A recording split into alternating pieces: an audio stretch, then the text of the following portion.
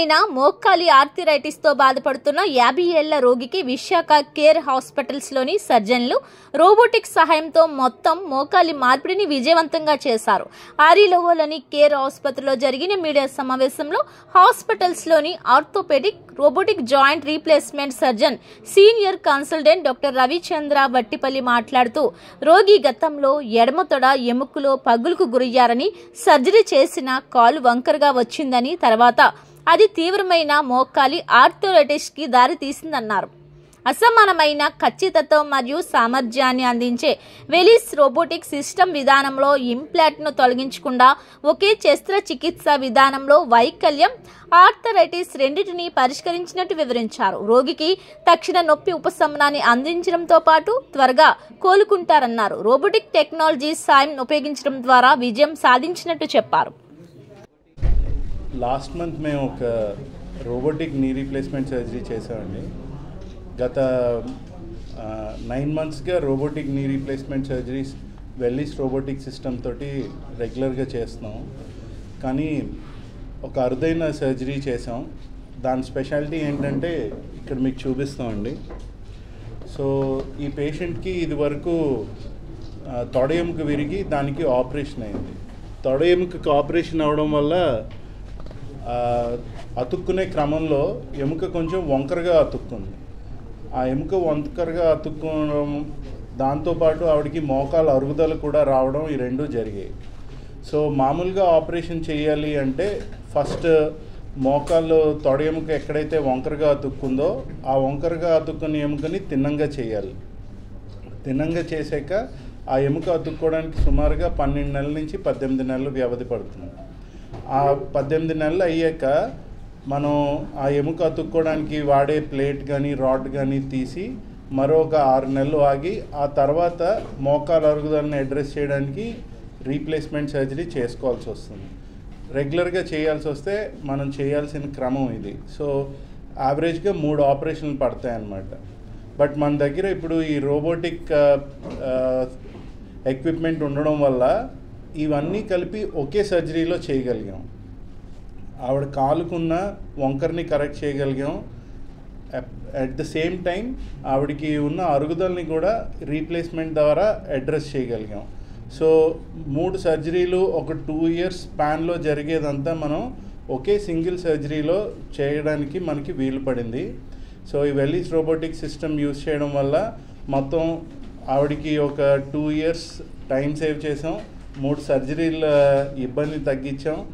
And at the same time ఆవిడ సునాయాసంగా త్వరగా రికవర్ అవ్వడానికి ఈ రోబోటిక్ సర్జరీ చేయడం వల్ల మనం హెల్ప్ చేయగలిగాం. సో మాకు తెలిసి ఇది ప్రాబబ్లీ ఫస్ట్ టైం అనుకుంటా ఇలా చేయడం. అది మీ అందరికీ తెలియజేయడం కోసం అని చెప్పి. వైజాగ్లోనే కాదు సార్, అసలు ఓవరాల్ రోబోటిక్స్ చాలా కాలంగా ఉన్నాయి. కానీ ఇప్పుడు కొత్తగా రోబోటిక్స్ ఇప్పుడు 2020లోనూ ఐఫోన్ ఉండేది, 2024లోనూ ఐఫోన్ ఉంది. 2020 ఐఫోన్ కన్నా 2024 iPhone much advanced, safety features ఎక్కువ.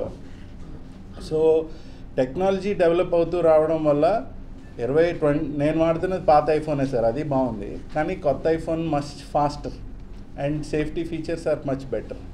అలాగే మేము వాడుతున్న రోబోకి కొంచెం ఎక్స్ట్రా ఫీచర్స్ ఉండడం వల్ల ఇదివరకు చేయలేకపోయిన కేసులు మేము ఇప్పుడు చేయగలుగుతున్నాం.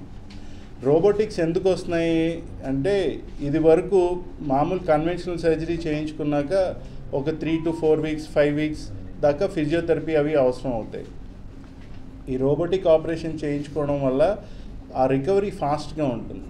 ఫిజియోథెరపీ అవసరం లేదు అని అనట్లేదు. ఫిజియోథెరపీ చేసేటప్పుడు నొప్పి ఉండదు, సాఫ్ట్ టిష్యూ డ్యామేజ్ తక్కువ ఉంటుంది కాబట్టి రికవరీ ఫాస్ట్గా ఉంటుంది. సో ఇది వరకు 4 వారాల నుంచి 6 వారాలు పట్టేది ఇప్పుడు 2 వారాల నుంచి 3 వారాలు పడుతుంది.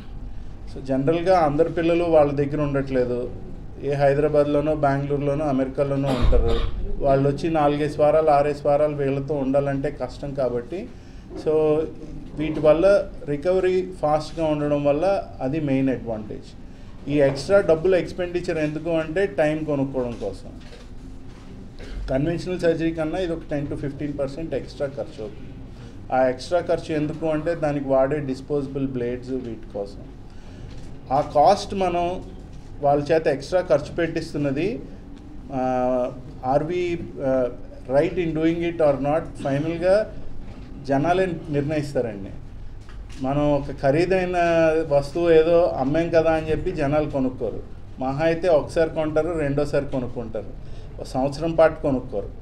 ఎందుకంటే నిజంగా దానివల్ల ఉపయోగం ఉంది అంటేనే జనాలు ఆ ఎక్స్ట్రా స్పెండ్ చేస్తారు. ఇప్పుడు ఒక చాలా ఖరీదైన కాఫీ బ్రాండ్ ఇండియాకి వచ్చింది, ఒక సంవత్సరంలో వెనక్కి వెళ్ళిపోయింది. ఎందుకంటే కాఫీ 150 రూపాయల కాఫీ 500 రూపాయలకి అమ్ముతున్నారు అంటే మొదటిసారి తాగుతారు, రెండోసారి తాగుతారు, కానీ లగ్జరీ కోసం అందులో వాల్యూ లేకపోతే జనాలు స్పెండ్ చేయరు.